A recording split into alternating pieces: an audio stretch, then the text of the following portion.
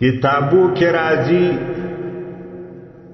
جلال الدین سیوطی رحمت الله علیه په خپل مشهور کتاب تفسیر اتقان کې لیکلي دي. هغه وایي چې قرآن کریم الله پاک له لوح محفوظ سره د دنیا و د اول اسمان ته ټول په یوه وار را نازل کوي. دا د روزې د 28 شپه او دغه شپې ته هم الله یو داسې خصوصیت ورکوي چې په نورو شپو کې نشي راتلی. نو میاشت د روزې وه، اگر کالته خو اسلام لا نو راغلی، چا نه پیژنده، روزه چا نه پیژنده، د مشرکینو دور و. خو میاشت دغه میاشت وه چې په دې کې بیا څه وخت وروسته الله روزه فرض کړه. د دغې میاشتې د 28 په شپه باندې قرآن کریم له لوح محفوظه الله پاک را نازل کوي. د دغه دنیا دا نږدې اسمان کې ټول راولېږي. په دغه اسمان کې یو خاص دفتر ده، ملائکه په هغې کې د الله د حکم مطابق کار کوي. دغه دفتر د بیت العزت په نامه یادېږي و دغه دفتر ته الله ټول حواله کوي. دا په یوه وار ټول قرآن کریم له لوح محفوظ څخه و دغه ځای ته په یوه وار راغلی. بیا له دغه ځایه څخه بیا ټوټه ټوټه نازل شوی. اول وار چې د قرآن کریم سرنامه نازله شوې ده هغه د سوره علق 15 آیاتونه دي. اقرأ بسم ربک الذی خلق خلق الانسان من علق اقرأ وربك الاکرم الذی علم بالقلم علم الانسان ما لم یعلم. دا 15 آیاتونه دي د سوره علق سر ده.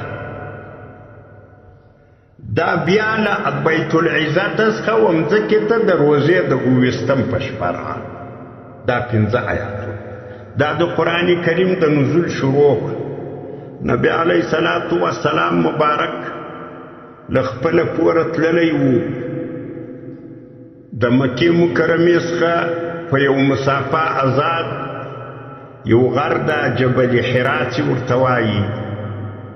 د دې په سر کې یو غار ده. نبی علیه الصلاة والسلام په دې غار کې ناست. اول وار الله پاک دغه 15 آیاتونه پر نازل کړو. جبرائیل علیه السلام راغی. دا 15 آیاتونه یې د نبی علیه الصلاة والسلام په حواله ورکړه. دام د روزې د 28 شپه وه. مځکې ته چې د قرآن کریم نزول شروع شوی ده دام د روزې د 28 شپه وه. بیا له هغه وروسته قرآن کریم له دغې ورځې له دغې شپې چې نبی علیه الصلاة والسلام ته دا 15 آیاتونه راغلي دي. بیا تر هغه آیاته پورې چې اکثر مفسرین دا وایي چې د نبی علیه الصلاة والسلام د وفات 3 ورځې مخکې نازل شوی ده. واتقوا یوما ترجعون فیه الی الله. د سوره بقره آیات ده. لدغه مخکنی د حرا د غار له آیاتو بیا تر دغه آیاته پورې 23 کاله وخت تېر شي. په دې 23 کاله کې قرآن کریم مکمل شي چې دا